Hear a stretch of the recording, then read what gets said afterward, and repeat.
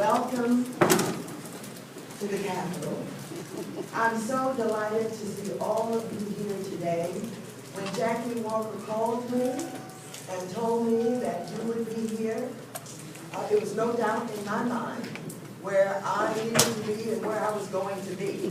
I have a lot of friends in this room, but before I do anything, let me acknowledge our bishops who are in the room, Carolyn Palagidri, my friend for many years, McKinley Young, Adam Richardson, Sarah Davis, and Vashon McKenzie.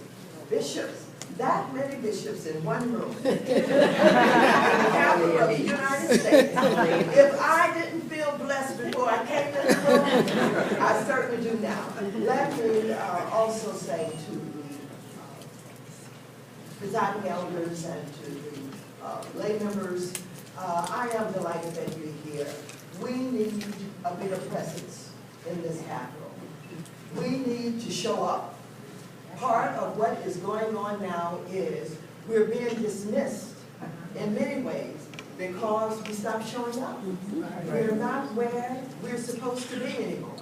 Many of the young people would have you believe that that's old school. To march, to rally, but I want to tell you it's time to do some marching. Yes. Right. It's time to do some marching and rallying because people think we're satisfied because they're not hearing from us. And of course, why do we take time to communicate with you about these issues? Because the church for us is a talking drum. That's it.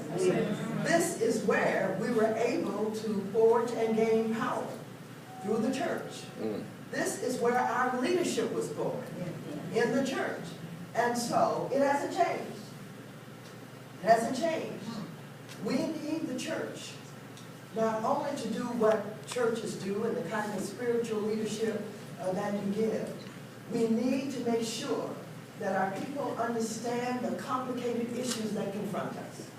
We cannot be satisfied with 16.7% unemployment. Right. It is unacceptable. Right. Unacceptable. You feel it in your churches, we're feeling it throughout the community. People want to work. People need jobs. And so here we are in a situation where there is joblessness in the entire country, 9.1%. But when you look at what's happening in the African American community, that foremost 16.7 translates into 30 and 35, and our youth are unemployed to the tune of 50%. Wow. Not only is it unacceptable, our young people are looking to us to provide some leadership and to do something about it. And the Congressional Black Caucus took this issue on the road. We went to 5 cities. For those members of the caucus who were ready to move, we went to these 5 cities and we organized town hall meetings and job fairs. We went to first Cleveland, then we left Cleveland, and I believe we went to Detroit, and then Atlanta, Miami, and then to Los Angeles. The lines were long, endless lines in every city. In LA, we had over 10,000. We started out with 7,000 to 8,000 in Cleveland. People standing in line for hours. In Atlanta, some people got ill, had been in line for 4 hours, just waiting to get an opportunity to talk with an employer, to try and get that application in. Desperation. Young people in Atlanta were saying to me, Ms. Waters, I went to college, I graduated. I did everything that I was supposed to do. I can't believe that I can't get a job. And so I want to tell you, I came off of that experience even more determined. Now, some of y'all saw me act up in Detroit.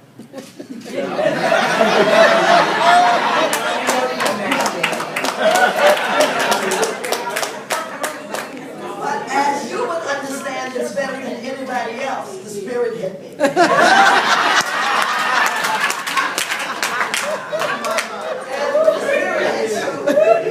Got some There's nothing you can do about it. And so, at the same time that people were yelling at us, you tell the president this, and you guys do this, and why is the president doing it? I said, wait just a minute. Now, you love the president, and we love the president. But you know if we criticize the president, then you're all going to come come after us. Are you sure you're ready to have this conversation? I said, if you're ready to have the conversation, then unleash us. Oh, they jumped up. You unleashed? The whole idea of that was this. There comes a time when you have to talk about it. You cannot suffer in silence. It is not right to ask an already ailing people to suffer in silence. That does not mean that you don't support the president. It means that you support the president and you understand what the base is.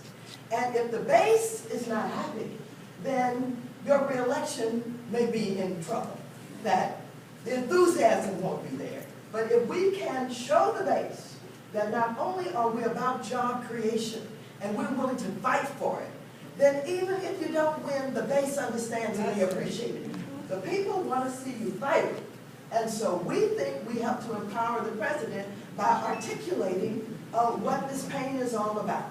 And we